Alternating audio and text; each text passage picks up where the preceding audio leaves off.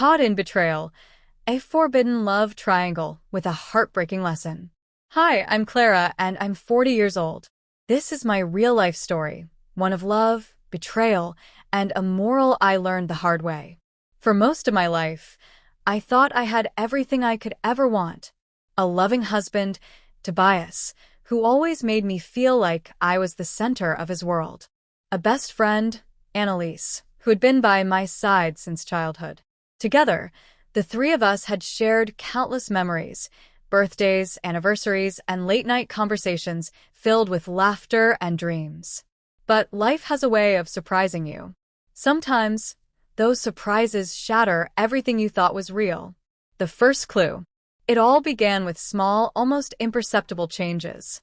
Tobias started coming home late more often, his reasons vague and unconvincing. Long meetings, he'd say, avoiding my eyes. At first, I believed him.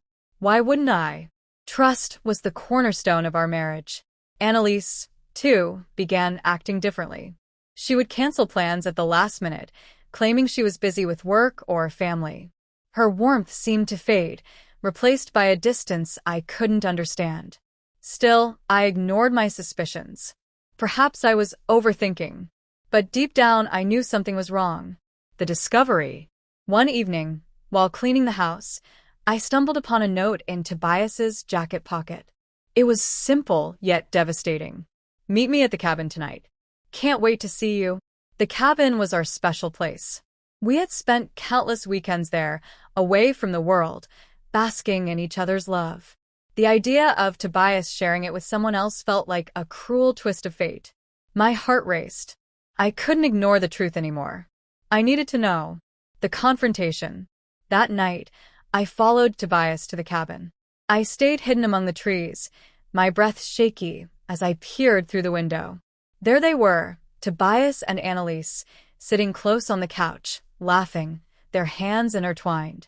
My best friend and my husband, the two people I trusted most in the world. I wanted to burst in, to scream, to demand answers. But something held me back. Instead, I watched, tears streaming down my face, as the scene before me confirmed my worst fears. The aftermath. The next morning, I confronted Tobias. I know, I said simply, holding up the note. His face turned pale. He tried to explain, stumbling over his words, but nothing he said could undo what I had seen. I called Annalise over, too. When she arrived, I didn't waste time. How could you? I asked, my voice trembling. You were like a sister to me.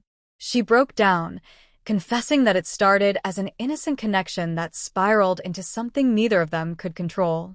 She begged for my forgiveness, but I couldn't find the strength to offer it. Finding strength. I took time for myself after that. I moved out temporarily, seeking solace in solitude.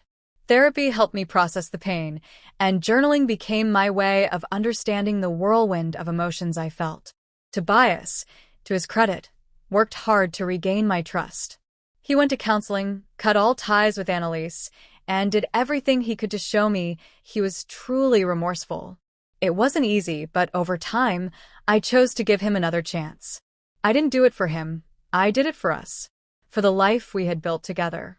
As for Annalise, our friendship ended that day. Some betrayals run too deep to repair. The lesson.